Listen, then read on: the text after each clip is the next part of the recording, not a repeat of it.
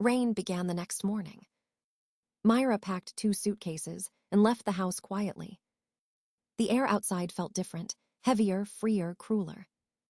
Her feet carried her through streets she had memorized as a child. Every corner whispered her parents' voices. She didn't look back. Jade opened the apartment door in silence. "Stay here for a while," she said softly. Myra nodded, too tired to speak. The couch smelled of detergent and someone else's life. She stared at the ceiling until her eyes burned. Sleep never came, only thoughts repeating like static. 30 years in that house. Now she was a guest in someone's living room. Her phone buzzed again and again. Lena's name flashed across the screen. She let it ring until the sound died. By evening, she counted her savings. 2 weeks of rent, maybe 3. Her job at the grocery store barely covered food. Every plan she once had now seemed like fiction. At midnight, she opened the letter again. The ink shimmered under the lamplight. "You're stable," her mother had written. Myra laughed once, the sound dry and bitter. Stability was a word for people who still belonged somewhere. The next day she went back to the house. She told herself it was just to collect clothes. The key trembled in her hand. No one stopped her. The silence inside was too clean, too final. Her footsteps echoed across the hardwood floor. In her old room, the air was thick with dust. She reached for a box on the closet shelf. Something else slid down behind it.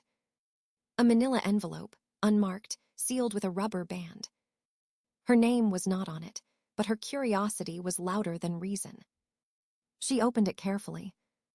Inside were letters from universities. She unfolded one and froze. "Congratulations, we are pleased to offer you admission." Another one. And another.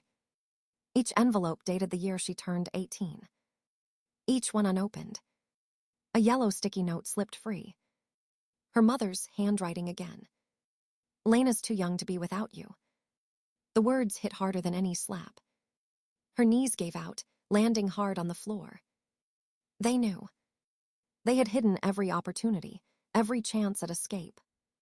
Tears came fast, then stopped just as quickly. Her breath steadied. Anger settled where grief once lived. She stacked the letters neatly, like evidence. Her parents had rewritten her story once. They wouldn't get to write the ending, too. She left the house with the envelope pressed to her chest. Outside, the rain had stopped. The world smelled like metal and change. For the first time, Myra didn't feel like someone's daughter. She felt like the beginning of something unnamed. She walked toward the bus stop without looking back. The letters rustled softly in her bag, whispering what could have been. She didn't know where she was going yet, but she knew she wasn't going back. The store lights buzzed above her. The sound never stopped, not even for a second. Myra scanned groceries, her hands moving automatically. Paper or plastic? Her voice sounded distant, mechanical, almost not her own. Another shift, another long day pretending she was fine. Customers smiled without seeing her. She smiled back without meaning it. The uniform itched at her neck. Her feet ached from the concrete floor. Her life had shrunk to numbers and barcodes. The world moved on without her. Until a voice broke through the noise. "Myra." Her head snapped up before she could think. Lena stood there, holding a basket. Her eyes were red, the same eyes their mother once had. "Why aren't you answering my calls?" The line of customers behind her grew impatient. Myra's mouth went dry. "This isn't the place," she whispered. Lena's voice trembled. "You just left. You didn't even say goodbye." Myra scanned the next item, keeping her eyes down. "I respected their wishes," she said quietly. "They told me you'd take care of me," Lena said. "They said you promised." The scanner beeped between them like a metronome. Myra swallowed hard. "Next customer, please." Lena didn't move. Her lip quivered, her voice breaking apart. Was that a lie, too? Myra's hands froze midair. For a moment, she wanted to tell everything. About the letters, the lies, the stolen years. But the manager was watching from the counter. Customers shifted, impatient sighs filling the space. Myra finished scanning the last item. That'll be $27.58. Lena's hands shook as she pulled out her card. The machine beeped. Transaction complete. The screen flashed, thank you, as if mocking them both. Lena whispered, I don't understand. Myra whispered back, neither do I. She bagged the groceries slowly, folding each edge with care. Her fingers trembled around the plastic. Lena gathered her bags, eyes wet but unblinking. Mom and Dad were right, she said. You always knew how to leave. The words landed like stones. Then she turned and walked away. The next customer stepped forward. Myra forced a smile. How are you today? Her voice cracked on the word today. By the end of the shift, her body felt hollow. She stayed late, wiping down the counter again and again. The smell of detergent made her dizzy. Outside, rain slicked the pavement in silver light. Her reflection in the window looked like someone else. When she reached Jade's apartment, the lights were off. She sat on the couch and opened her bag. The letters were still there, folded neatly. She traced one envelope with her thumb. Lena's too young, the note had said. Now Lena wasn't a child anymore. And Myra wasn't her keeper. She pressed the letters to her chest. Her heart beat through the paper. Something in her finally shifted. Not forgiveness. Not peace. Just resolve. The next morning, she woke up before sunrise. And for the first time in years, she didn't feel like running. The morning light crept through thin curtains. Myra sat at the edge of the bed, counting coins in her hand. Rent was due in 3 days. She had half the amount. Her phone buzzed with a message from Jade. Come downstairs, I have news. Jade stood by the door holding coffee and a flyer. Bakery's hearing part-time. You should try. Myra hesitated, staring at the picture of pastries and smiles. I haven't baked in years, she murmured. Then it's time you start again, Jade said. The interview lasted 7 minutes. The owner, Mr. Donovan, tasted her sample bread in silence. He nodded once. You've got steady hands. Start tomorrow. The words felt unreal. Myra walked home with the first spark of purpose in months. That night, she mixed flour and sugar on the counter. The smell of warm dough filled the air. Her fingers remembered what her heart had forgotten. Each fold, each press, felt like stitching herself back together. By morning, she carried a box of muffins to the bakery. Customers smiled at her without pity. For a brief moment, she belonged. After the shift, she sat with Mrs. Florence in the hallway.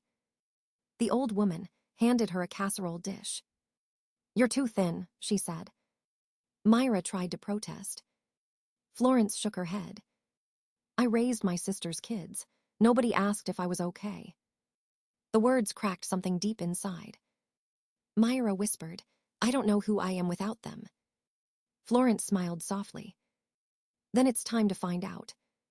That night, Myra wrote a list in her notebook. Learn to bake again. Save money.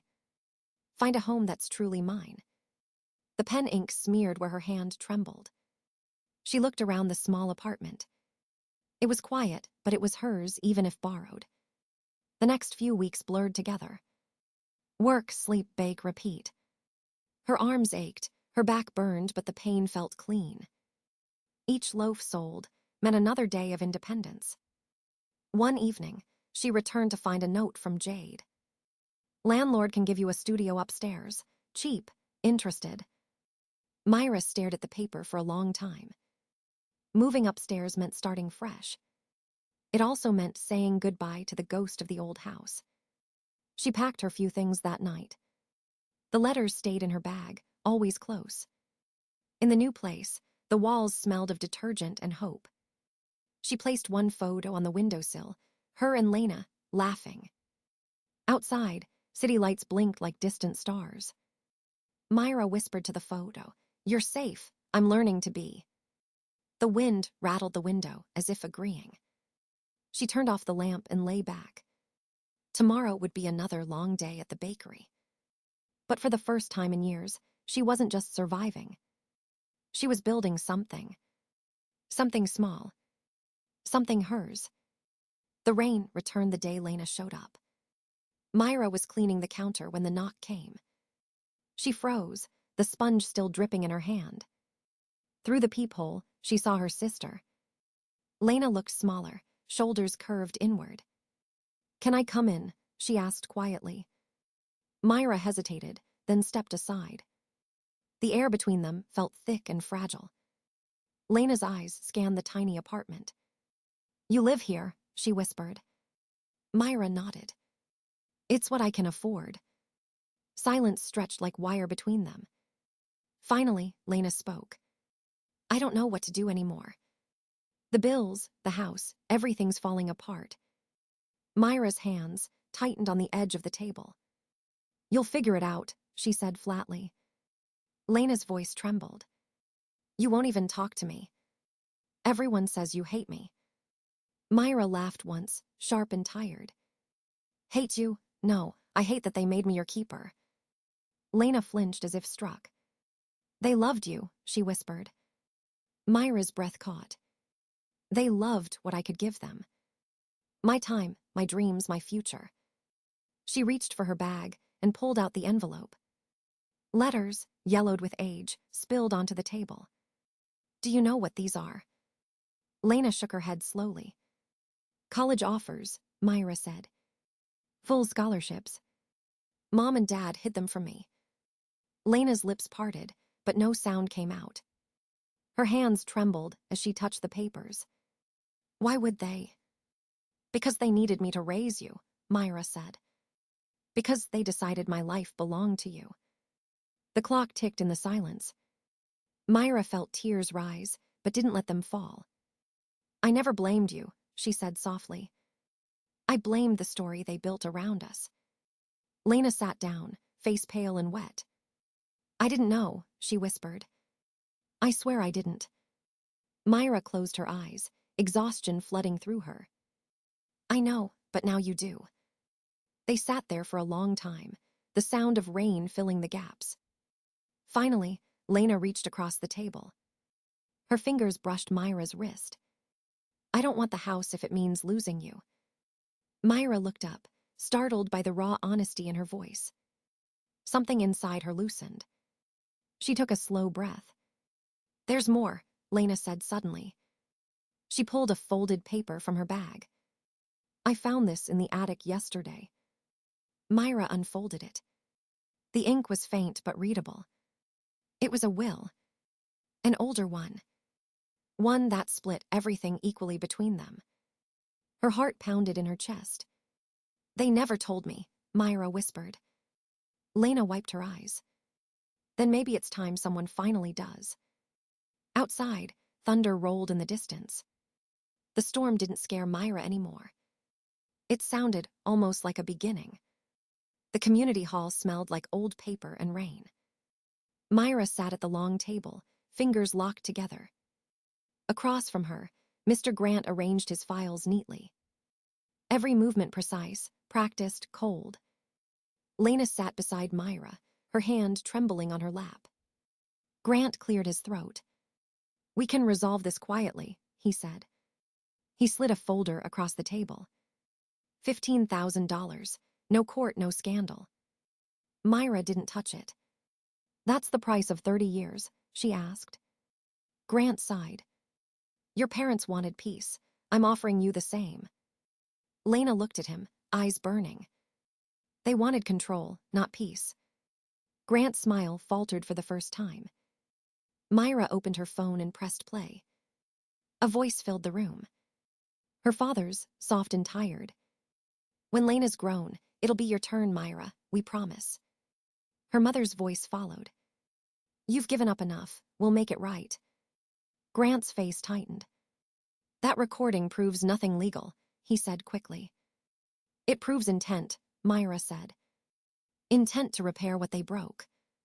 Jade entered the room then, carrying a thick folder. Behind her came Thomas, calm and deliberate. He placed the folder on the table. These are records of Myra's financial contributions. Rent, utilities, groceries, all paid from her income. Grant looked irritated. That doesn't change the will. Thomas continued. It also includes school pickup logs, medical forms, attendance records. All signed by Myra, not her parents. The silence thickened. Lena straightened her back. She raised me, she said firmly. She gave me everything they promised her. Grant's pen slipped from his hand. He recovered quickly, forcing a smile. I see emotions are running high, he said. I'm here to prevent this from turning ugly. Myra's voice was steady. It already is ugly. We're just showing the truth. The door opened again. Mrs. Florence walked in, carrying a casserole and something else. Behind her, Dr. Collins from the hospital followed quietly.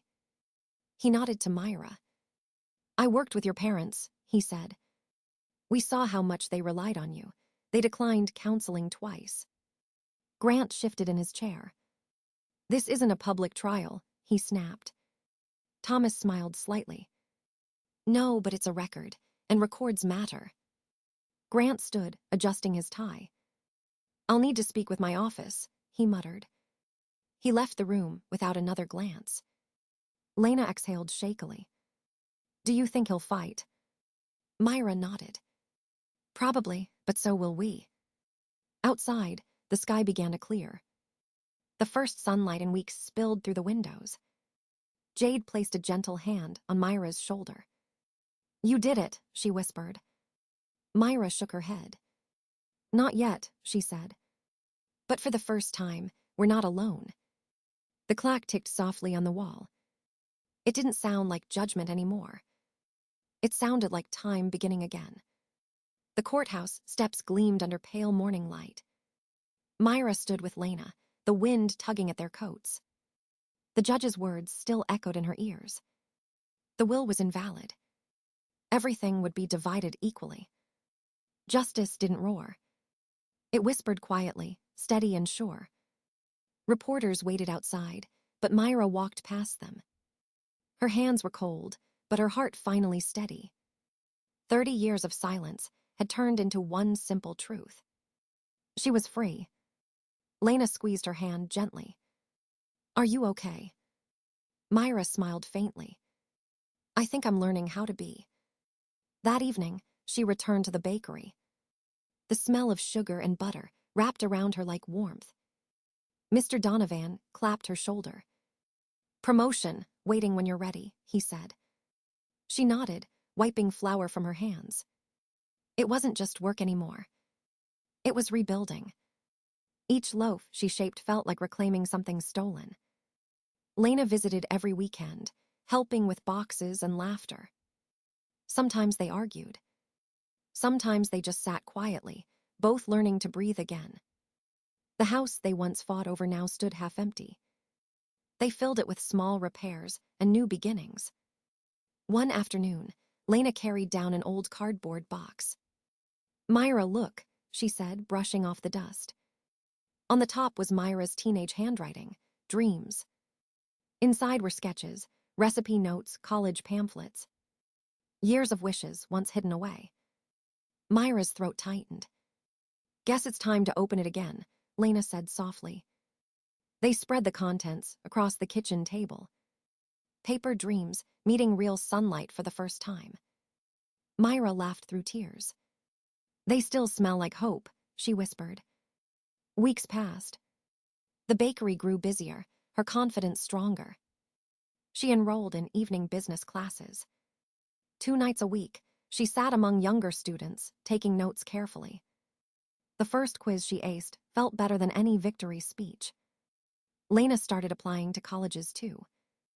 They reviewed essays together at the same kitchen table. Don't overthink it, Myra said one night.